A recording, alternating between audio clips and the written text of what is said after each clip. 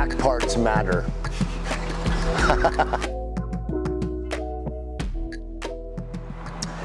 Okay, so back in the day, when I met Jimmy, it was probably a long time ago, 15 years. Harley gave me a 120R motor, and we were building an EFI Twin Cam FXR with a 120R platform that we wanted to change the 120R to, I believe it was a 124 Megasphere motor, and we got Dark Horse involved, and that crank has an obscure stroke, so it was just a big old deal. But through that, Jimmy sent me an air cleaner for the EFI project, and then that's how this story begins. This is an HPi V2 backing plate that back in the day, we used to run CV carburetors on a lot of bikes, and to put this on as a V2 early model HPi setup, it was machined straight in the back, and I had asked Jimmy to ball mill this little recess so when you bolted it up, it would fit a carburetor. He was so kind to respond to, sure, I'll do that, but f carburetors because they're f***ing dumb. I was running these for a while until we switched to Mikunis. And once we switched to Mikunis, most people that have a Mikuni know that you can run this if you have that adapter. Depending on your motor configuration, it might kick it out a little bit, then you're dealing with the spacers up here. It's just a pain in the and it's another part. It's another seal that can fail and whatever. I took one of those adapters and I spent some time with Tetro, and we took the V2 plate after asking Jimmy if we could modify it for a Mikuni, and making sure it was okay with everybody involved who actually invented the design that we're modifying. HPi used to have a big velocity stack like this. I believe they still do, but for this application, as you can see, it's been modified a couple times and checked a couple different ways as far as for how it flowed and what differences it made. We machined the back of the existing plate and countersunk in the adapter plate that everybody uses, and we removed the O-ring portion of it and kind of made it so that gully's not there, so the O-ring just kind of sit in there and popped on because we knew it would be held on via breather bolts. So once we get this all done, I sent it over to Jimmy, and I can't even imagine Eric's face at HPi when he got this and was probably like, what the f is this nonsense? Being that he's from the future and one of the best machinists I've ever encountered, he sent us back some drawings, and we had a plate, and it kind of looked like this, had a couple dimensions we had to look at, had to make sure everything worked. And then we went to cutting the first edition. So the first edition ends up looking pretty similar to all the V2 stuff on the front. This stuff was never included. This is for a choke cable that I had on my bike. That's the bracket in the back. First run, there was a couple things they had to modify, and this is how we integrated it, and that's what it ended up looking on our first gen. And then you pinched it shut here with a bolt and squeezed shut around the O-ring that goes around the Mikuni. That we didn't really like because of the variances in Mikunis. So we then went back to the traditional design where you would pop it on, and then you're relying on how it's made to sit in there and suck in there and seal that off. And so we went ahead and did that, and that then ended up coming back looking like that, which this is the OEM Mikuni adapter plate O-ring that you can get from Drag or Mikuni or wherever. And then that's the front, and this is the plate that covers the breather bolts that hold everything on. There's an internal and external version of that. Back to the mock-up just because it's easier. The velocity stack's been changed a couple times. Internal velocity stack has a flat spot at the top, so when it's all together you can see the flat spot goes in there, which holds it in place. It's kind of like a little solid register to keep it upright so it doesn't wobble around. There's an O-ring groove cut around there. There's a real thin O-ring that goes in there to provide a seal in there. So you put the O-ring on, slide that home, and then this is the whole outcome of everything when it's all said and done.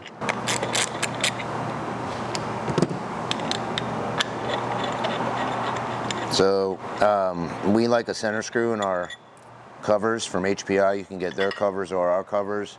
Ours have a hole in the middle because if you have a graphic, if you laser a graphic on there, it's kind of easier to clock it.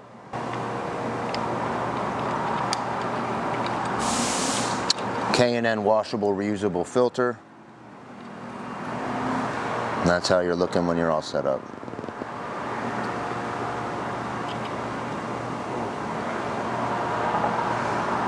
Very cool. Thank you, sir. We'll go ahead and work on the floor. This is Trey's new air cleaner. It's the SDC HPi Mikuni bolt-on high flow. We're going to be sticking it on his bike today for fun.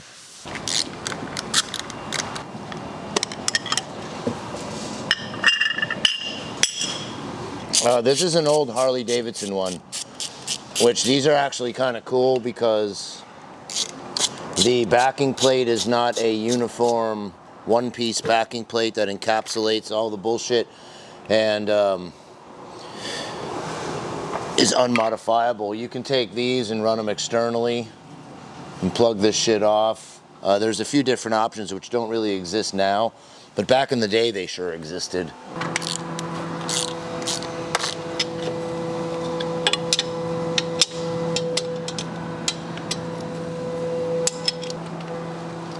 So that's the old Harley Davidson way.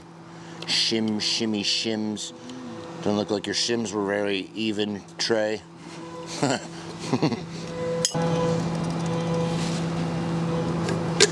Bob! What is he doing? Alright, let's put this fucker on. Okay, so when they order the parts, this is what they get. Yeah, you get the air cleaner assembly, which is the backing plate, the velocity stack, the air cleaner, the front cover, the mounting plate, the breather bolts, O-rings, and spacers. So breather bolts, pain in the ass to make, but made at HPi. Little washer, little O-ring for sealing. O-ring groove, press the O-ring in. Just like that. So what you want to do when you get it is stick something in there, pop out this breather plate, remove your velocity stack, set them down. You'll see there's an O-ring on the back already installed in the groove. This unit right here replaces this whole unit right here. It's integrated into the backing plate. You want to grab your backing plate all apart, grab a spacer, breather bolt. O-ring side goes in the motor just to provide a sealing surface there. So take that, you can stick it through like this. However you would like to do it, go ahead, push it on, get your O-ring centered, get your holes lined up, screw it in to get it started.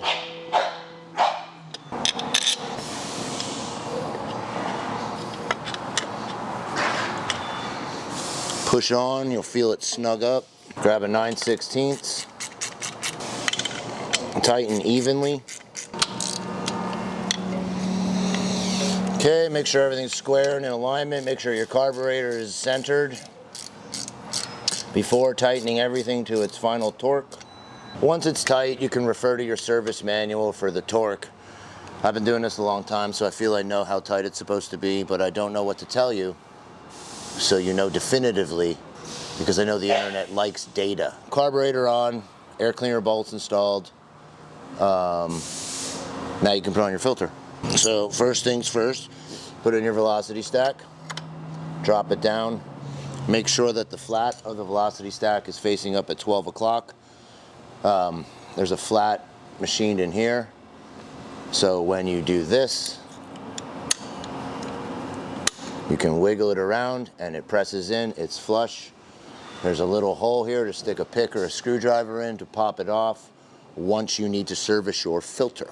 The filter is reusable, made in America. Use K&N filter soap and K&N filter oil. I like to take this little seam right here and put it at the bottom just because there's no reason to see that. This plate only goes on one way. As you can see, these are offset. You'll see it's counterboard, so they kind of just hug right in there. Go ahead and screw them in, snug them up.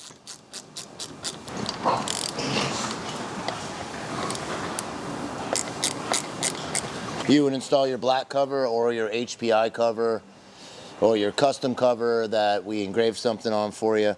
But for this special day, I have this chrome cover that I did about 10 years ago when we did the first run with HPi, and I'm gonna go ahead and give it to my friend Trey, because he's a nice guy and the rest of his bike looks chrome.